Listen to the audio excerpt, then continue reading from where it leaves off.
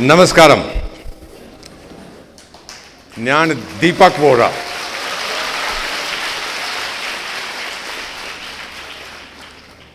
എനിക്ക് ഇവിടെ വരാക്കലിനാതെ വളരെ അധികം സന്തോഷം.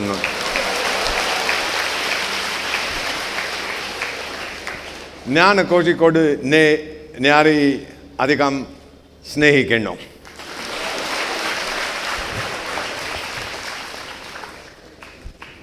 Very pleased to be here. That's the end of my Malayalam. I'm very pleased to be here. I'm the handsomest ambassador India has ever had. And the smartest foreign minister that India has never had. A reference was made to the 3 commercial films I acted in. It is true. All 3 were super flops. So I became a diplomat instead. Now we could please project the PowerPoint presentation on the screen if you can see it. If not, we'll talk to you about it. The next 20 minutes, please switch off your mobile phones, because just before coming I called the Pakistani Prime Minister and said, please don't declare war on us for 20 minutes. So you won't get a message saying we've gone to fight. We are going to talk about our world in the next 20 years.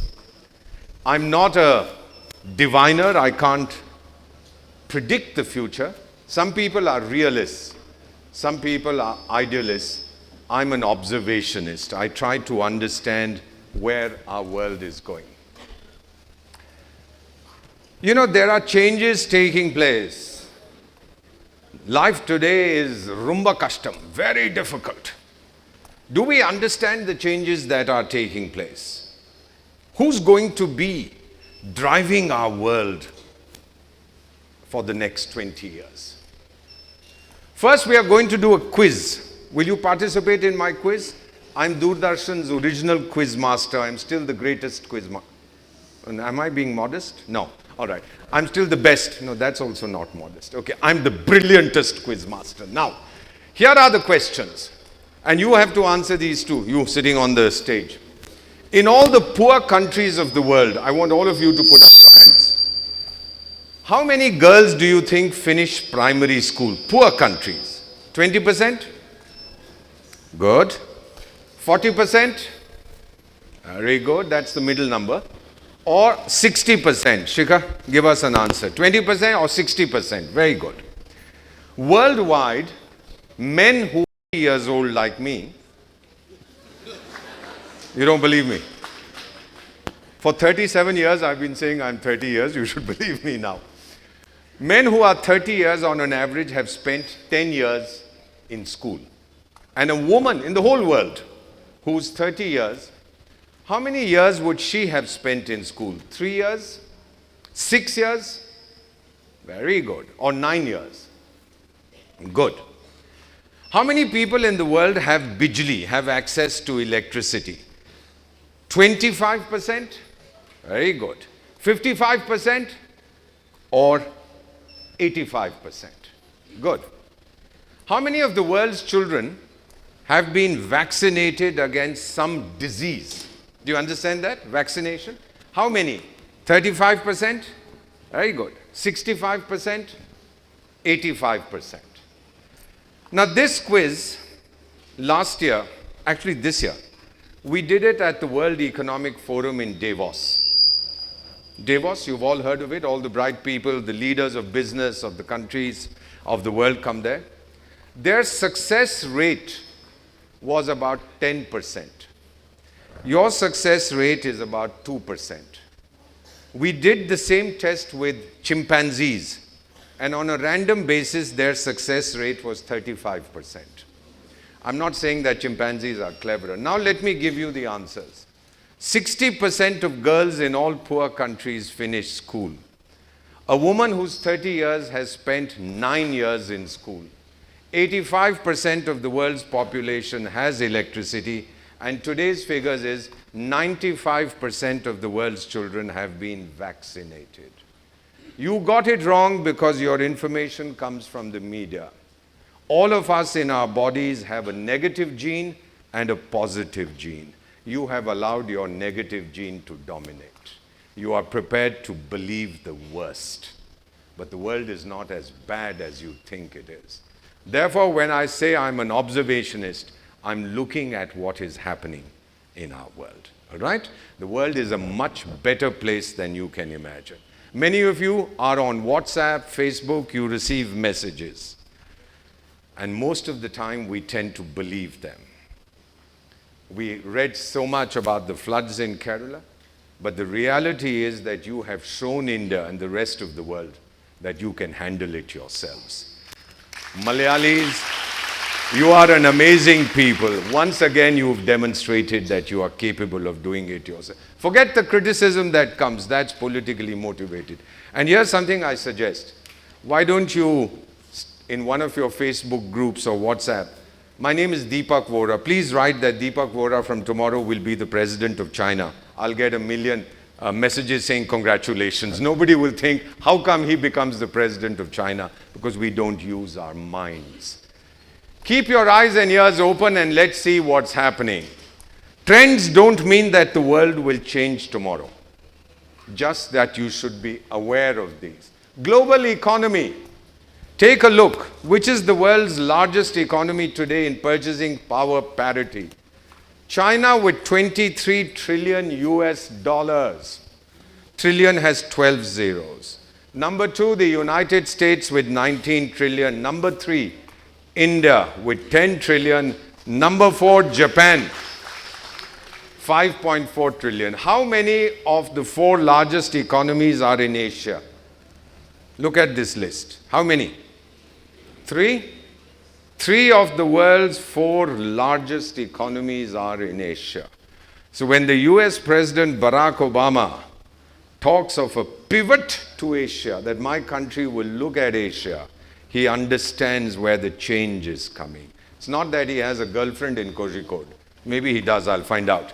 But he's interested, he is no longer president, he was interested in seeing the center of economic gravity shifting. Where is Europe in this?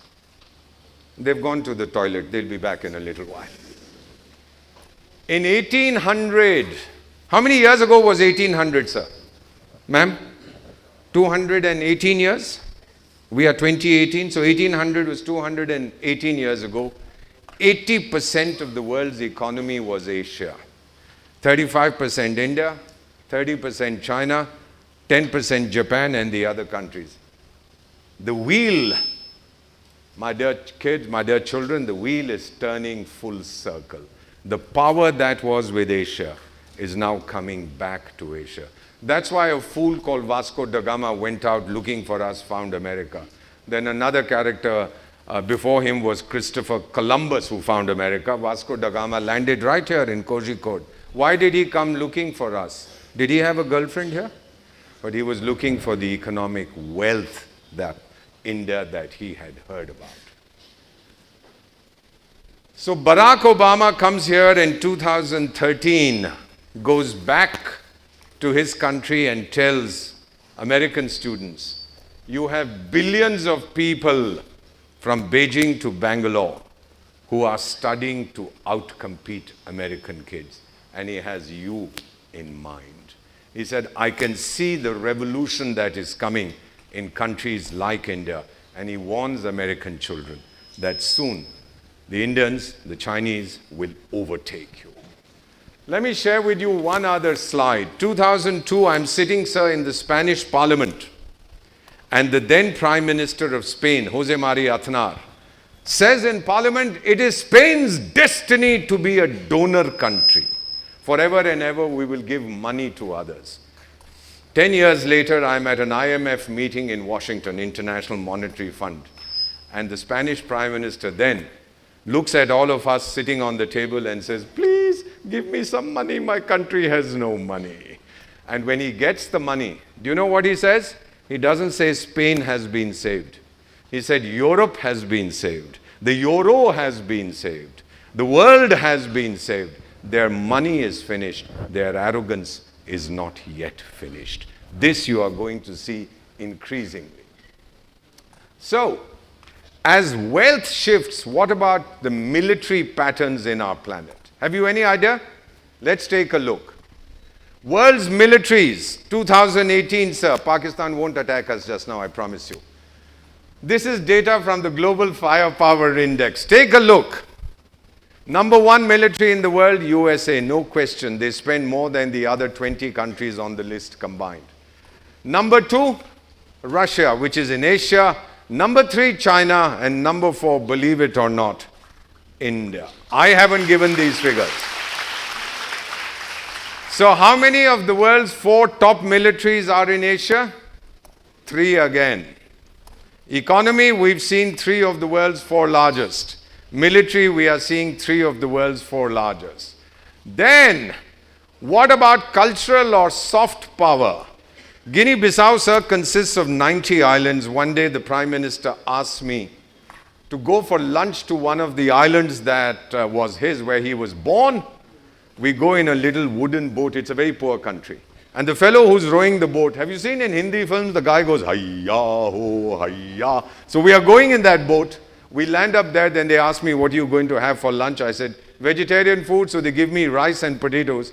And then the restaurant owner, it's a broken down little restaurant, says, can I play music for you? So I'd love to listen to African tribal music. What do I hear? Daler Mehendi's Bhangra music. So I asked this guy, do you understand? He said, no, sir, but I love the rhythm. When we decide to have an international day of yoga, the UN has 193 members, 177 co-sponsor the resolution. And one European leader announces, my country supports yoga because it is India's gift to the world. Look at this. 177 out of 193 countries supported, the largest in the history of the United Nations. Isn't that something that all of us feel so proud? And the word we use in Hindi, if you speak it for India, is Vishwa Guru, the spiritual guide of the whole world. We don't have an international day of judo or jiu-jitsu or karate. We have one of yoga. Ask yourselves. I don't have to give you an answer. Ask yourselves why. So when all this is happening, economic, military, cultural power is shifting, what about political influence? Have you heard of Julian Assange of WikiLeaks? He's sitting in the embassy of Ecuador. Have you heard of Ecuador? A tiny little country about that size. Sitting in their embassy in London. He's hiding there. For 12 years, the Americans are saying, give him back to us. We want to put him in jail. And what does Ecuador say? Yanga, yanga, yanga. They don't want to give him back. Another fellow called Snowden released a lot of American military secrets. Sitting in Moscow. The Americans say, give him back to us. And the Russians turn around and say, oh yeah, talk about it after a few months. We'll see what to do. They laugh because political influence is also shifting. Now, the second part of my quiz. Today, we've just had the list, sir. Which is the most powerful passport? Powerful means where the maximum number of countries allow you entry without a visa. Number one, Singapore. Number two, South Korea. Number three, Japan. Three of the most powerful passports are which continent? Because the world says we are seeing the rise and rise and rise of Asia. When I joined the Foreign Service, 10 countries allowed us visa-free entry on an Indian passport. The latest list is just under 70 countries that give us visa-free entry. They recognize India's rising financial and political influence. North Korea defies the US. Have you heard of a country called the Philippines? 2 years ago at a meeting in Laos, there was a scheduled one-on-one between the then US President Barack Obama and the President of the Philippines, Eduardo Duterte. Philippines used to have the largest American military base, naval base in history, over 100,000 Marines. When the Philippines president is asked, are you going to meet Barack Obama? Do you know what his response was? and my daughters here will forgive me. He says in his language, Tagalog, which I speak, one of the 12 languages I speak, he says, I do not wish, the Philippines president talking about his American counterpart, I do not wish to meet that son of a bitch, talking about the American president publicly. A country that was considered a stooge of the United States. What's happening? Why this shift in political, economic, military, and cultural power? The fifth mega trend we are seeing is exploding technologies. Do you use Google Assistant? And you very proudly, when I tell you go somewhere, you ask Google Assistant where to go, and when you reach a hotel, within a few seconds, you get a message saying, what did you think of this place, etc. And Google Timeline even tells you that you went there 2 years ago, 3 years ago, 4 years ago. We find it's very funny, but we are becoming hackable creatures. When the atom was split, the first use was the atom bomb, not atomic energy. And this big data, this powerful technology that we have, what is it going to be used for? You have to decide as much as I do. Climate change is the next thing that we are doing. And by the way, what Facebook and Google knows about you, we've just written to Facebook saying you've been mining big data from India. What do you use it for? I love this picture of Mark Zuckerberg standing among a bunch of school kids who are on their computers. One of them says, Mark, my dad says you are spying on us. And Mark responds, that's not your dad. Now this is the kind of data that we are sharing every day. Think about it, whether it's a good thing or a bad thing. So if these are the 5 mega trends we are seeing in the world, what about India? Let's start with the first mega trend in India, which is the youthification of India. Do you know the median age in India is 28? Half the population is below 28, half is above 28. This gives us what we call a demographic window of opportunity. Take a look at the median age in Japan. It is 47. Dr. Shikha Sharma, the Japanese have forgotten how to make babies. We can teach them. We have the technology. Look at Russia, 40. United States, 38. Their demographic windows of opportunity are closing. Mr. Trump talks about looking inwards and enabling America to rise again. He is aware of what is happening. Uganda and Niger, 2 countries in Africa, the median age is 16. Now, what they do the whole day, I have no idea. You should find out. Western Europe, median age 44. The Pope says Europe is an elderly and haggard continent. And my teacher at the Sorbonne, Alfred Sauvy, said, Europe will be a continent of old people living in old homes, discussing old ideas. The last 30 years, no innovation out of Europe. Think about this. I'm an observationist. I observe. Number 1, innovation, US. Number 2, China. Number 3, Japan. Number 4, in IT, India. 3 out of 4 largest countries for innovation are in Asia again. Where is Europe? Where is the continent? 15% of the world's population ruled 85% for 200 years. Do you want that to happen again? Because a country that does not recognize its history has no future. And in India, we recognize our history. We made mistakes, so they came to rule over us. But never, never, never again. Is that a promise from you to me? Never, never, never again. Let me tell you, by 2020, how many years to 2020? 2 years. We will be the youngest country in the world. This, my dear children, is the best time to be young in India. May I be young again. May I be born again. And may I be a young Indian. I'm still young, but may I be an even younger Indian today. Old Hindi song for those of you who speak Hindi. Koi lauta de mere beete hue din. May someone return my youth to me. I would love to see that happen. Education.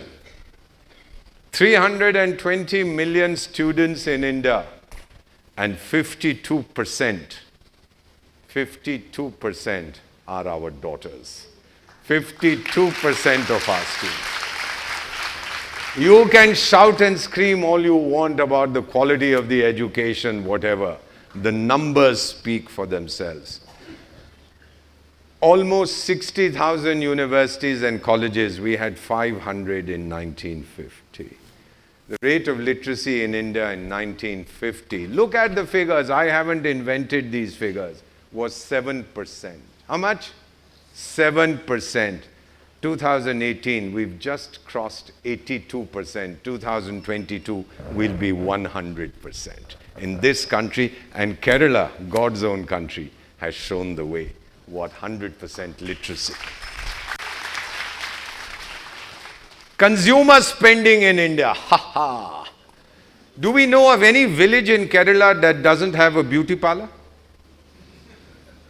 There's none in Punjab, where I come from, or in Delhi, or in Odisha, or in Telangana, or in Andhra Pradesh, or in West Bengal, or in Jammu and Kashmir. Every village has a beauty parlor because 96% of our consumption expenditure is on looking better. Second, eating better. Do you have a McDonald's here? That's not eating better, that's eating rubbish. But we have a McDonald's, we have a Pizza Hut, we have a Domino's, we have a Dabba Wala here who gives you the best food. He's going to talk to you in a little while. Living better. When is the last time you saw a hut in a village? Do you have any in Kerala? We have none even in the poorest states of India. None. They may have a thatch roof, but it's a permanent structure where they live. Connecting better. 1 billion mobile phones in India. How many of you have mobile phones? Give me the correct answer. How many have mobile phones? Smartphones. Smart mobile phones. Come on, sir. I don't see your hand going up. Right. Now, put your hands down. How many of you, like me, have dumb mobile phones? Oh, I'm sorry. I shouldn't put up my hand. Everybody has smartphones. Nobody has a dumb phone. Do you know, according to the World Wealth Report, India's private wealth is $8.2 trillion. Trillion has 12 zeros. The 6th largest in the world. And then they say we are a poor country. Private wealth, that Malaiwala fellow, what's his name? Who's run off to England? Malaiwala? What? Malaya, Malia, whatever his name is. Amalia. So he's also run off. Part of this $8.2 trillion which he's cheated according to the government belongs to the country. I'll spend a moment on this. 2011, Sikkim was devastated by an earthquake. September. I went with the Doordarshan team to film what they were doing. We asked international experts, how long will it take to open the road from Siliguri to Gangtok? Gangtok is the capital of Sikkim. You've heard of Sikkim, right? One of the most beautiful states of India, like Kerala. We asked the international experts, how long will it take to open the land route? They said up to 6 weeks. The then Prime Minister said, we can't wait 6 weeks. Sardar Manmohan Singh.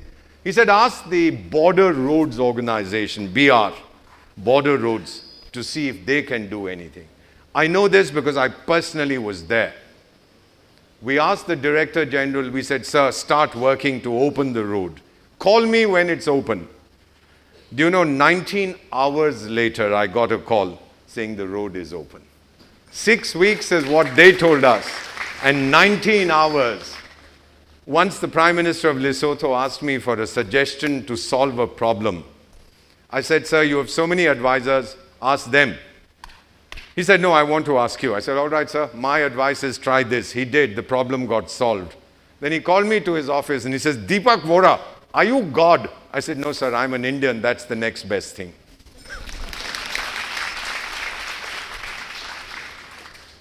And that is the strength that we see in India. And I'll spend a minute for those of you who can see this picture. This young kid, 22 years. This is Sikkim. On the right of the slide is the Tista River. He's drilling to open the road for my team to cross. This was one of the landslides. As you can see, the road is completely broken. This fellow was drilling and I'm screaming at him from 100 yards, son, be careful, be careful. And as I'm watching the stone on which he's standing, it breaks. I have that image captured in my mind. And I see him tumble 80 80 feet to his death. I rushed down with my team. With my right hand, I pushed his brain back into his skull. I carried his body to his house. His mother was a 55-year-old Sikkimese woman. I told her, I said, look, sister, I'm sorry I brought your son's body. He was doing it for me. He was making a road for my team. So whatever money we are getting, we are giving it to you. I'll give you a compensation. The government will give you a huge compensation. Is there anything else we can do? She said, yes, sir, you're a special advisor. You have influence. Get my younger son a job. He's 20. He's finished his first degree. And I said, ma'am, your elder child you sacrificed for India. He died for India. What do you want me to do for your younger child? Your elder child was in border roads. Which civil organization shall I get your younger son a job? This daughter of India replies, get him a job in border roads so I can sacrifice him for India. Beta, I'm not Indian. That woman, that mother in Sikkim, she is a true mother of India. We will handle it ourselves. Cyclone Phylin in Odisha 2013. We did it. 2018, your floods, you've done it yourselves. In Yemen, we evacuated several thousand people. The Indian Army was the only one able to do it. We brought out some French nationals, sir, in July of 2015. I went to France in November for a reunion of my university. The French immigration guy looks at my passport and says, Ambassador of India? I said, yes. He said, sir, wait, I'm coming out. And he comes and stands in front of me. He says, you brought 40 Frenchmen out of Yemen. I said, if we did a mistake, we'll take them back. He said, no, sir. Thank you, India. This man tells me, thank you, India, police officer, saying thank you, India, for saving the lives of 40 French nationals. Amazing, isn't it? These people thanking us. That's a lovely picture of Manmohan Singh ji when he was Prime Minister with Mrs. Gandhi. And in front of them is the British then Prime Minister David Cameron. This is a cartoon from The Economist magazine. And the British Prime Minister bowing in front of the Indian and saying, please give us some money. My country has no money. Please give us some money. I must have been having drinks when I saw this cartoon. But this is the reality that we are seeing today. The rise of people's direct action is the fourth mega trend in India. Media activism, judicial activism. You all know the story of chief ministers being put in jail. There are, at this point of time, at least 2 former chief ministers of Haryana and of Bihar who are in jail. There's a famous Bollywood actor. Everybody was very happy that he was acquitted. He was not. He was given bail. Let me promise you, if the case goes as it should, this guy will spend a lot of time in jail because the law is now equal for everybody. Beta, this is the new India. This India is owned by its people, not by any individual. Just one digression on food. Sir, Mr. President, do you know what hunger is? Do you know what hunger is? You don't. Sir, do you know what hunger is? I'll tell you. 1965, we fought a war with Pakistan. 1966, the rains failed. Do you remember that, sir? 67, the rains failed. We had to import 9 and 11 million tons of food from the United States. We were living on what is called ship to mouth. The ship would bring us the food, the wheat to eat. And Mondays we were not supposed to eat. Ma'am, you might remember that. We were not supposed to have a meal, not have dinner. Ask me. Not that my father couldn't afford it, but he was a loyal Indian and he said no. And a 15-year-old kid sleeping hungry, let me assure you it wasn't easy.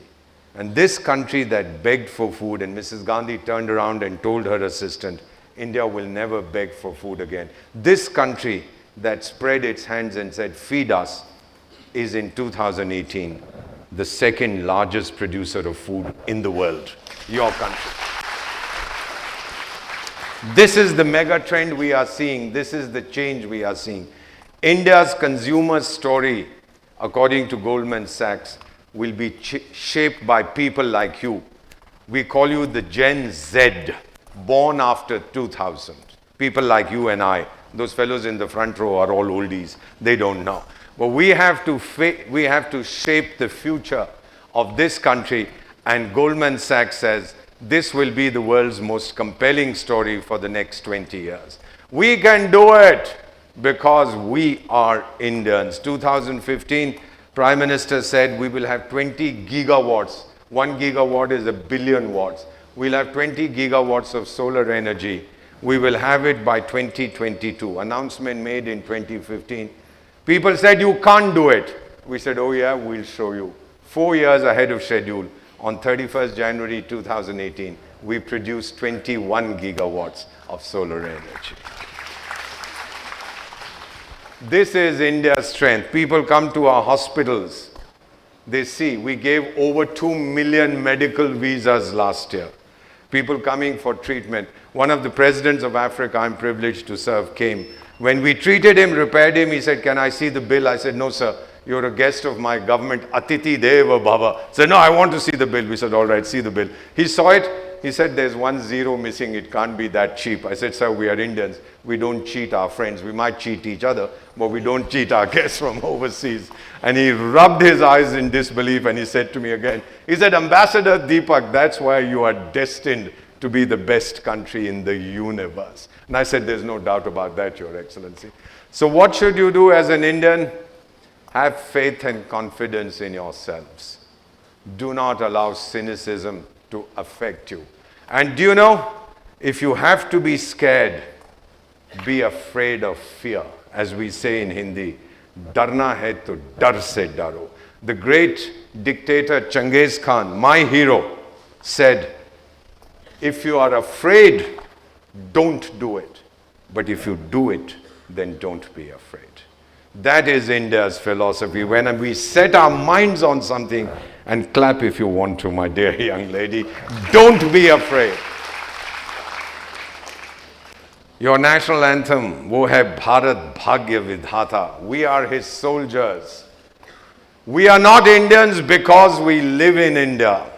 Dr. Shekhar Sharma, we are Indians because India lives in us.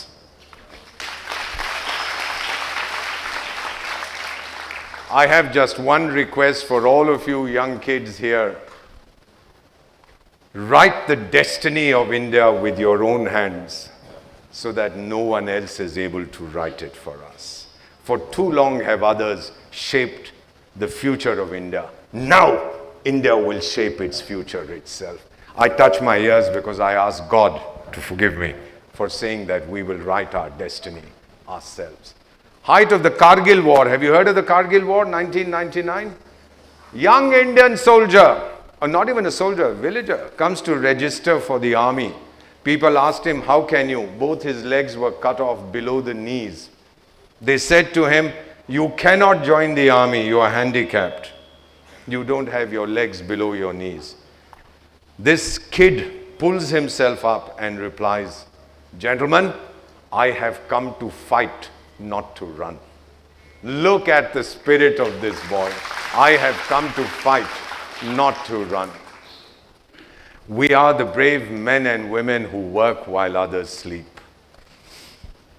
We stay while others run. My dear sons and daughters, my dear colleagues, let us build India's pillars deep and lift them to the sun. Let's take India so high that whoever looks at us, he topples over. Do it for us, do it for yourselves, do it for the generations to come. Incredible India, chafing, churning, changing. Here's a book by an American diplomat, published this year. India, Our Time Has Come. How India is shaping its place, making its place in the world. Swami Vivekananda had said the future India will be much greater than ancient India. All of you who were sleeping can now wake up. Thank you so much for giving me your attention.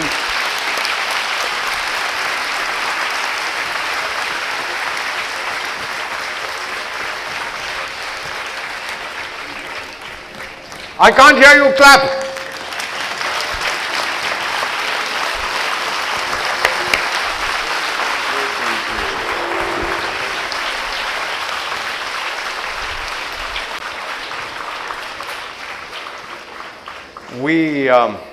something very personal. In my family, we have a child. We had a child who fought for India in Kargil. He died there. So my own memorial, I've asked the Indian Army to build for me one in Kargil, where I'm special advisor. My mother was a Buddhist. So in front of a statue of Buddha, they've built my memorial. And what it states, please sir, written on that memorial is, because our child died there, close to where he lost his life defending India. It says, scattered in the dust, silent I remain. When India's bugle calls, I will rise again. Thank you very